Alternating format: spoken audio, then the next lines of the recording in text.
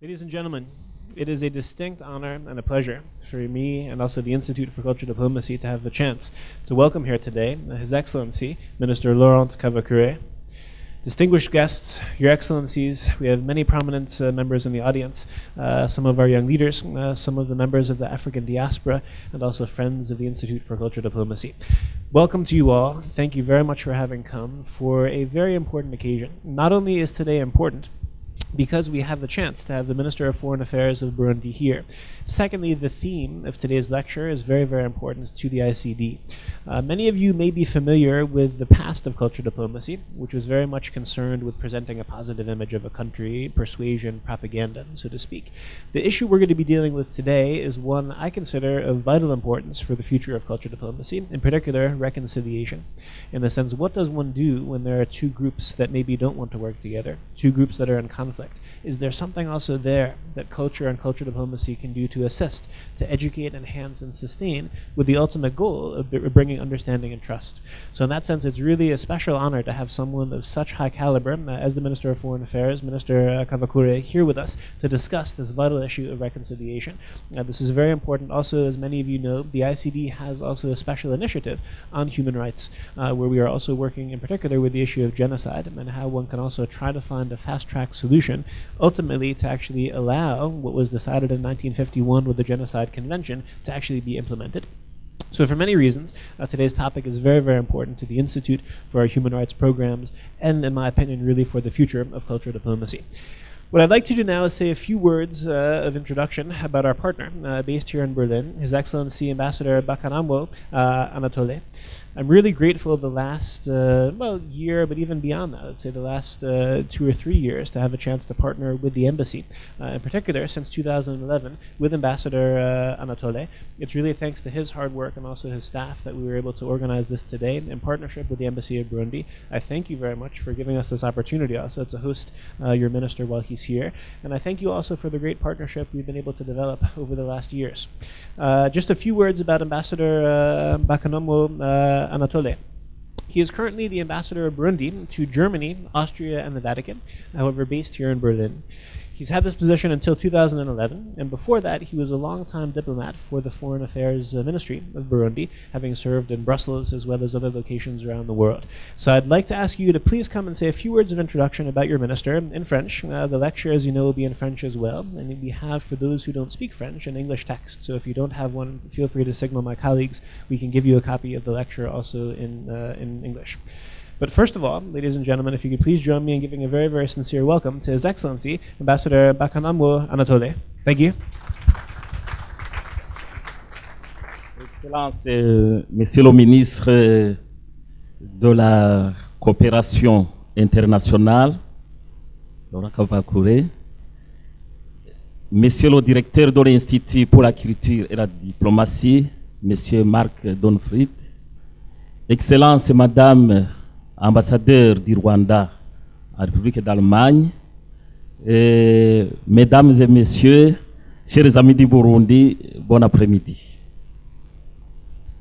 Nous nous réjouissons énormément et nous sommes très contents que l'Institut pour la culture et la diplomatie ait choisi ce moment d'un après-midi très agréable pour accueillir notre ministre des Relations extérieures afin qu'il puisse se présenter un thème importantissime, Commission Vérité et Réconciliation dans le cadre de la justice transitionnelle. Thème qui a été développé depuis les accords d'Arusha de 2000. Le ministre de la Coopération internationale du Burundi n'est pas une personne à présenter. Il fut longtemps directeur des écoles au Burundi. Il a été très récemment ambassadeur du Burundi à Bruxelles et au niveau de l'Union européenne. Il a été aussi conseiller principal du président de la République du Burundi, son Excellence Pierre Nkurunziza, pour les questions politiques et diplomatiques. Et maintenant, donc, il est le patron de la diplomatie burundaise. Et je ne vais pas entrer en détail concernant le thème qu'il va nous présenter. Je lui laisse la parole. Monsieur Marc Donfried, directeur de la Fondation, de l'Institut pour la culture et la démocratie, Excellences, Mesdames et Messieurs, chers amis du Burundi, c'est pour moi un plaisir de pouvoir m'adresser à vous sur un thème qui est d'actualité au Burundi et qui, dans ces années précédentes, a fait objet d'actualité dans plusieurs pays du monde. Aujourd'hui, il y a plus de 40 pays qui ont expérimenté ce que l'on appelle les mécanismes de justice transitionnelle.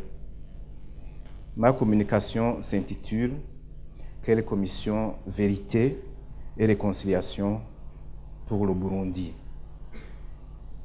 Avant la fin de cette année, Son Excellence le Président de la République du Burundi, Pierre Nkurunziza, s'est engagé à mettre en place la commission vérité et réconciliation au Burundi. La commission vérité et réconciliation est l'un des mécanismes de justice de transition qui ont été convenus entre le gouvernement du Burundi et les Nations Unies. L'autre mécanisme étant le tribunal spécial pour le Burundi. Au Burundi comme ailleurs, les mécanismes de justice transitionnelle sont mis en place après une période de conflit ou de dictature accompagnée par des violations graves et massives des droits de l'homme. Les mécanismes de justice transitionnelle répondent à plusieurs objectifs. Parmi ces objectifs, il convient de citer justement la connaissance de la vérité sur ce qui s'est passé, la réparation et la réhabilitation des victimes, la réconciliation, la lutte contre l'impunité et les garanties de non-répétition dans le futur. Il est important de préciser qu'en dépit de nombreuses situations où ces mécanismes de justice transitionnelle ont été expérimentés, je l'ai dit tout à l'heure, au total, plus d'une quarantaine aujourd'hui, il n'existe pas de modèle du genre prêt-à-porter. Chaque situation est à son sujet atypique. Et le cas du Burundi est singulièrement atypique et nécessite une commission vérité-réconciliation mûrement réfléchie pour éviter tout retour en arrière. Dans la présentation qui suit, je vais mettre l'accent sur divers éléments qui montrent la spécificité burundaise. Dans un premier temps, je vais montrer les étapes déjà franchies depuis l'accord de paix d'Arusha de 2000. Dans un deuxième temps, je vais centrer ma réflexion sur certaines avancées significatives dans la voie de la réconciliation et qui de ce fait seront à tenir compte. Enfin, compte tenu de ces précédentes indications, je vais proposer, d'après ma propre compréhension, les missions majeures à assigner à à l'imminente commission Vérité et Réconciliation au Burundi. Tout d'abord, une brève historique. Depuis la veille de l'indépendance, le Burundi a connu des violations graves et continues des droits de l'homme. Le 1er juillet 1962, l'indépendance a été proclamée dans un climat encore profondément marqué par l'assassinat du prince Louis Rwagasore le 13 octobre 1961 et les assassinats de plusieurs leaders syndicalistes chrétiens à Kamenge en janvier 1962. Donc déjà à l'indépendance, le climat était déjà morose. Durant la période post-coloniale, des crises récurrentes ont plongé le pays dans la désolation.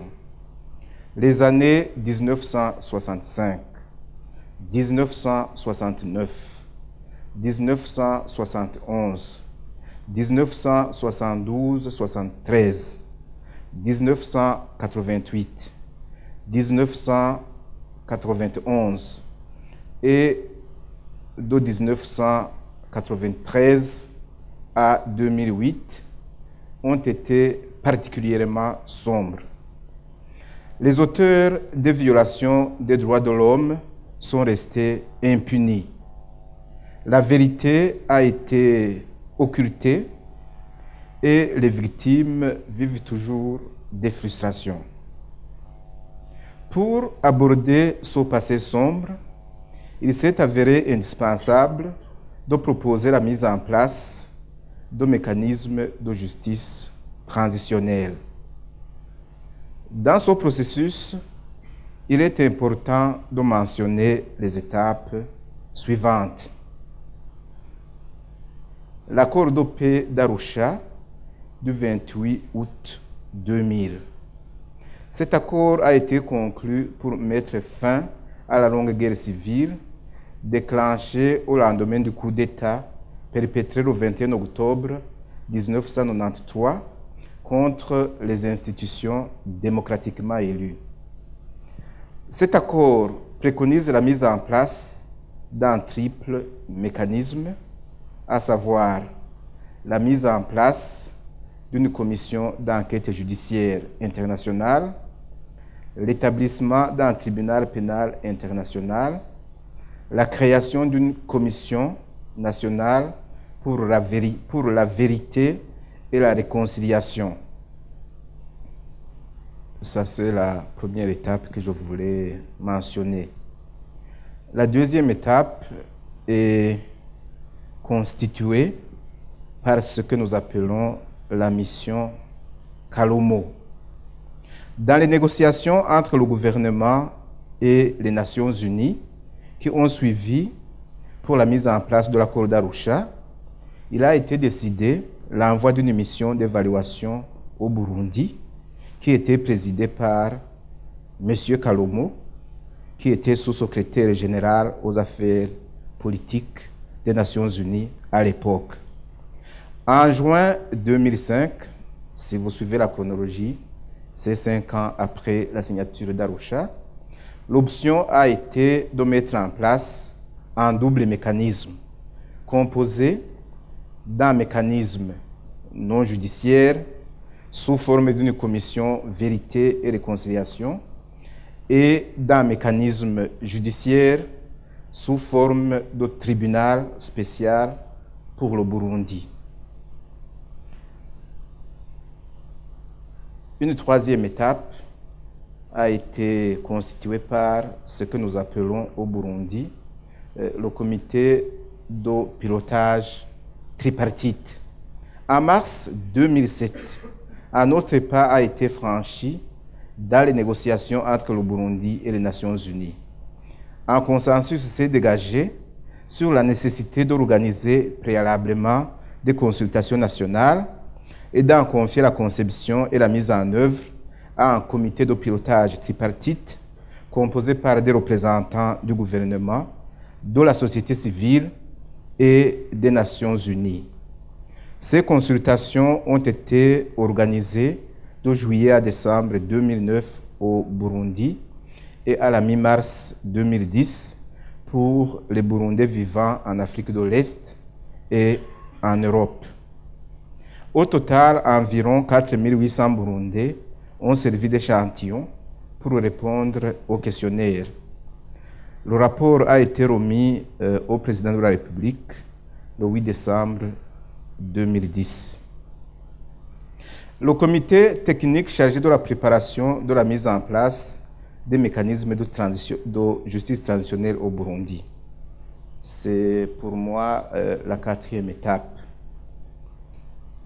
Le rapport sur les consultations nationales avait recommandé que le gouvernement et les Nations Unies reprennent les discussions afin de mettre en place de manière effective les mécanismes de justice traditionnelle.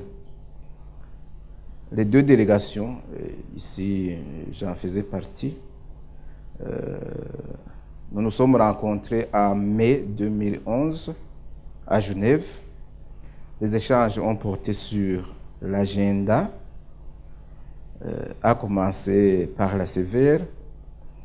Il était entendu qu'au mois de janvier de cette année, le gouvernement du Burundi mette en place le premier mécanisme, à savoir la commission Vérité et Réconciliation, quitte à mettre en place beaucoup plus tard le deuxième mécanisme, à savoir le tribunal spécial pour le Burundi. Mais nous avons convenu que la mise en place de la commission Vérité et Réconciliation serait précédée par la mise en place d'un comité technique de préparation. On ne voulait pas faire les choses au hasard. Et ce comité technique que j'ai eu le privilège de présider a remis au président de la République son rapport en octobre 2011. Mais il avait été convenu aussi que ce rapport fasse l'objet de larges consultations avec les différentes forces politiques et sociales du pays, avec les différents partenaires. Et au moment où je suis en train de faire cette présentation, ces consultations ont eu lieu et ont atteint toutes les couches de la population. L'avant-projet de loi que nous avions élaboré est en train de subir des adaptations qui tiennent compte des résultats de ces consultations qui ont été organisées par le gouvernement. L'étape suivante sera l'analyse de ce projet de loi par le gouvernement avant de passer l'étape de l'Assemblée nationale, du Sénat et enfin de la promulgation. Nous estimons donc que cette année, nous pourrons mettre en place cette commission Vérité et Réconciliation au Burundi. Mais je dois quand même avertir qu'en dépit du retard mis dans la mise en place de ce mécanisme, il y a eu des avancées significatives dans la voie de la réconciliation au Burundi. Maintenant, le Burundi est un pays paisible, avec des institutions démocratiques, où il fait bon vivre. Contrairement à certaines expériences vécues ailleurs, la mise en place des mécanismes de justice transitionnelle au Burundi n'a pas suivi, je viens de le développer, le calendrier initialement convenu. Ces mécanismes devaient être mis en place quelques mois seulement après la signature de l'accord d'Arusha de 2000, durant la période de transition. Cela n'a donc pas été possible parce que les belligérants n'avaient pas encore signé cet accord politique et, comme vous le savez, la guerre se poursuivait. L'accord global de cessez-le-feu a été signé en novembre 2003 entre le gouvernement de transition et le mouvement armé du Conseil national de défense de la démocratie, Force de défense de la démocratie, le CNDD-FDD, et cet accord stipulait que cet accord de cessez-le-feu ferait partie intégrante de l'accord d'Arusha. L'autre accord global de cessez-le-feu a été signé le 7 septembre 2006 entre le gouvernement et le Palipehutu FNL, lequel accord sera définitif le 4 décembre 2008, soit 8 ans après la signature de l'accord d'Arusha. Du point de vue même du principe, on ne pouvait pas mettre en place ces mécanismes de justice traditionnelle tant que la guerre se poursuivait. Et l'accord de cessez-le-feu définitif avec le Paripeutu, FNL, a été conclu le 4 décembre 2008. Depuis ces 12 années qui nous séparent de la signature de l'accord d'Arusha, un long chemin a été parcouru sur la voie de la réconciliation. Nous pouvons ici citer quelques jalons qui montrent que le modèle burundais est unique en son genre. Certains ont parlé même de miracle, tellement le cas du Burundi est atypique. Je vais vous donner ces quelques éléments qui ont étonné et qui étonnent encore plus d'un. D'abord, il y a eu la formation d'une nouvelle armée et d'une nouvelle police nationale intégrant les différentes forces combattantes de l'armée gouvernementale et des membres issus de plusieurs rébellions. Ce fut une grande réussite et certains diront que c'est un miracle qui s'est produit parce qu'à première vue, personne n'y croyait. Il fallait voir la réticence des étrangers qui pensaient que cela ne pouvait pas être possible, mais les Burundais ont mis ensemble leurs ressources et ont pu démarrer ce processus d'intégration, au départ sans présence étrangère. Aujourd'hui, nos forces de défense et de sécurité jouissent d'une renommée internationale, cela vous le savez, et sont sollicitées au niveau des opérations de maintien de la paix dans plusieurs pays, comme le Soudan et surtout la Somalie, où nous avons le plus fort contingent, la Côte d'Ivoire au niveau de la police, Haïti, et même aujourd'hui en Syrie, parmi les observateurs internationaux, des Burundais figurent dans ce groupe des observateurs internationaux. Ensuite, il y a eu la consolidation de notre modèle démocratique. Nous sommes un pays à dimension limitée. Je ne peux pas dire un petit pays, mais nous avons plusieurs dizaines de partis politiques. 2 séries d'élections démocratiques ont déjà été organisées avec succès et dans la transparence la plus totale. La société burundaise a tous les ingrédients d'un système démocratique avancé si l'on se réfère au dynamisme de la société civile et au respect des libertés publiques, des libertés civiles. On peut citer en 3e position le retour des centaines de milliers de réfugiés, leur accueil et leur réinsertion socio-professionnelle. Le mouvement a été massif et les problèmes liés à la terre et à la récupération des biens sont généralement réglés à l'amiable par la commission terre et autres biens. Le Burundi était jadis classé parmi les grands producteurs de réfugiés et maintenant, à part quelques poches résiduelles, le Burundi n'a pas de réfugiés, alors qu'il y a quelques années, c'était par des centaines de milliers. Enfin, et sans être exhaustif, nous pouvons citer, pour le cas du Burundi, le modèle de cohabitation ethnique.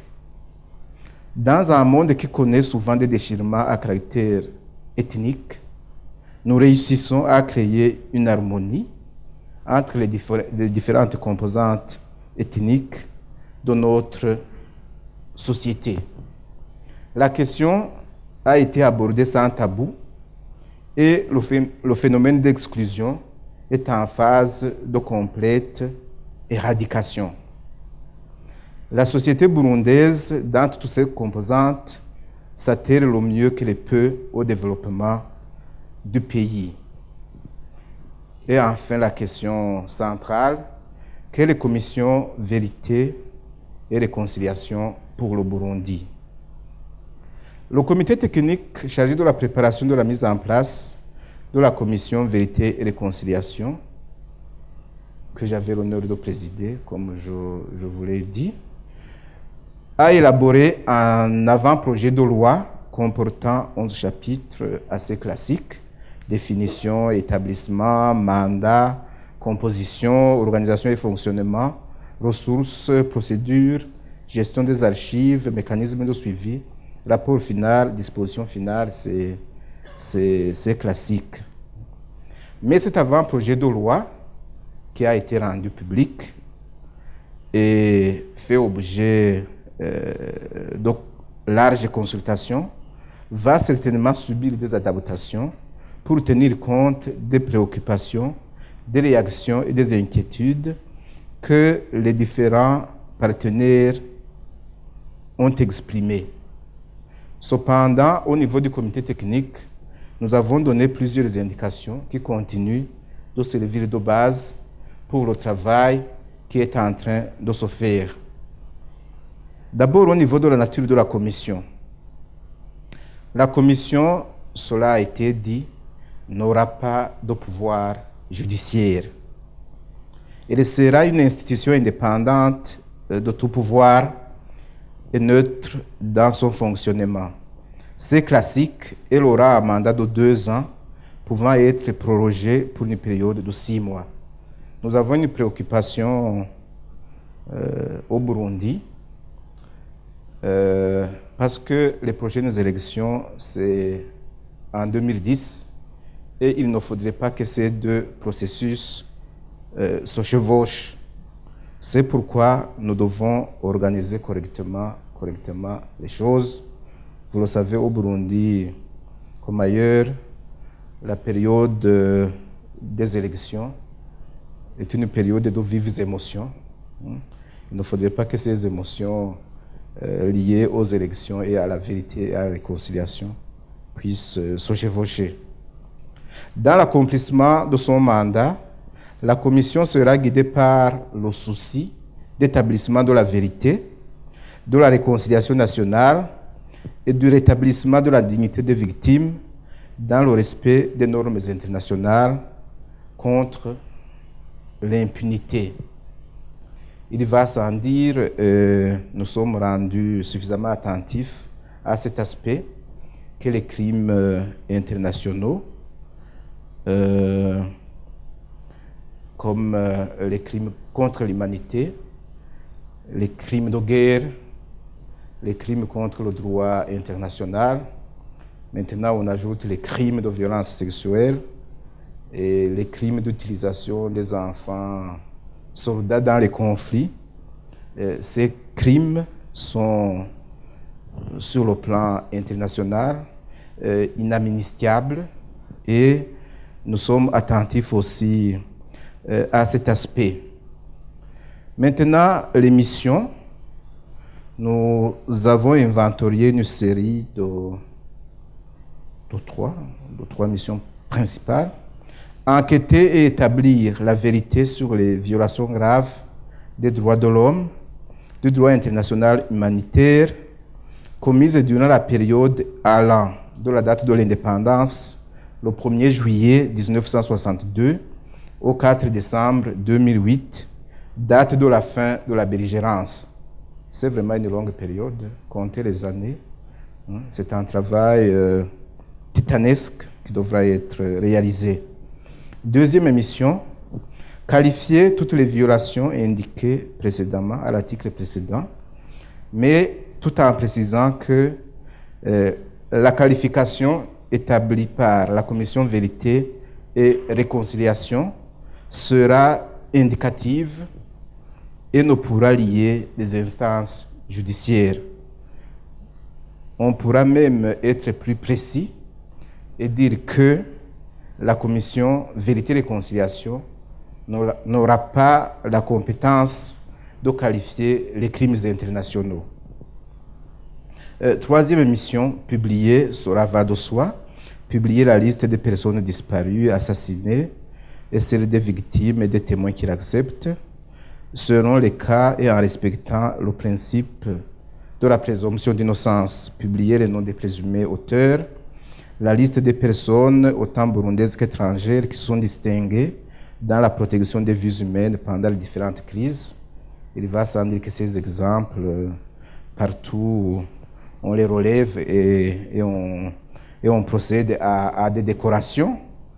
La liste des victimes qui ont accordé le pardon, ainsi que celle des auteurs ayant bénéficié du pardon, sans toutefois porter préjudice au travail du tribunal spécial.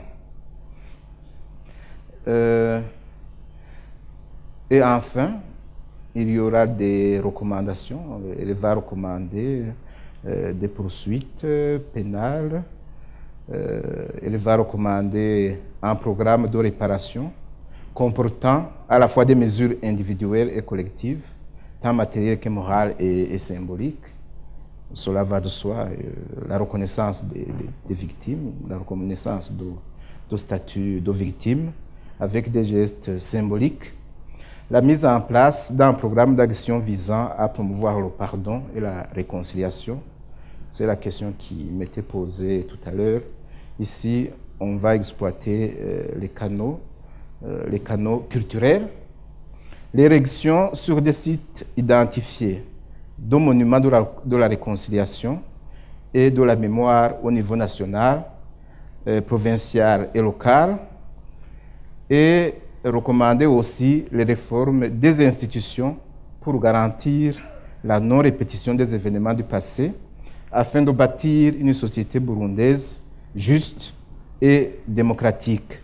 Et enfin, la 5e grande mission, c'est aussi fondamental, contribuer, notamment par une recherche documentaire, à la réécriture de l'histoire du Burundi pendant la période couverte par le mandat, afin de permettre aux Burundais d'avoir une version largement partagée et acceptée des événements. Nous ne disons pas une version commune ou une même version. Cela n'est peut-être pas possible, mais une version largement partagée et acceptée des événements. C'est vrai qu'aujourd'hui, certaines personnes lisent les pages de notre histoire nationale avec des lunettes partisanes. Au niveau des pouvoirs de la commission aura le pouvoir de convoquer et d'écouter toute personne et d'exploiter tout témoignage. Elle pourra accéder aux archives, documents, rapports et autres informations détenues par les personnes publiques ou privées, tant nationales qu'internationales. Personne ne pourra se prévaloir de sa fonction, de ses privilèges et immunités, de l'amnistie ou de la prescription de tout autre motif pour refuser de collaborer avec la commission. Maintenant, la composition, et c'est ici que nous avons donné au niveau du comité technique une indication qui tend à être définitive. La commission est une institution indépendante, neutre dans son fonctionnement et crédible aux yeux de la population. Elle doit être représentative et inclusive. Sa composition doit tenir compte des équilibres politiques, ethniques, régionaux et du genre. La commission, c'est la proposition du comité, comprendra 11 membres de nationalité burundaise qui portent le titre de commissaires. Les commissaires seront des personnalités reconnues pour leur probité, leur intégrité, leurs compétences techniques, leur capacité à transcender les clivages de toute nature. Ici, il y a un débat qui n'est pas encore clôturé parce qu'il y a encore beaucoup de Burundais qui préconisent la mise en place d'une commission à composition mixte. Donc, comprenant des Burundais et des étrangers. Quelquefois aussi, certains préconisent la composition d'une commission, c'est le cas des Nations Unies, où la sphère politique serait moins représentée. C'est une question qui est débattue avec beaucoup de passion. Mais nous avons proposé que la commission soit composée exclusivement des Burundais, choisis après une large consultation entre le gouvernement, les partis politiques, parlementaires et extra-parlementaires, les confessions religieuses, la société civile et les divers milieux sociaux professionnels, tout en admettant des candidatures individuelles. Les membres de la commission seront nommés par le président de la République après approbation par l'Assemblée nationale et par le Sénat. Ici aussi, vous entendrez des propositions dans le sens de mettre en place des comités de sélection tripartite, etc.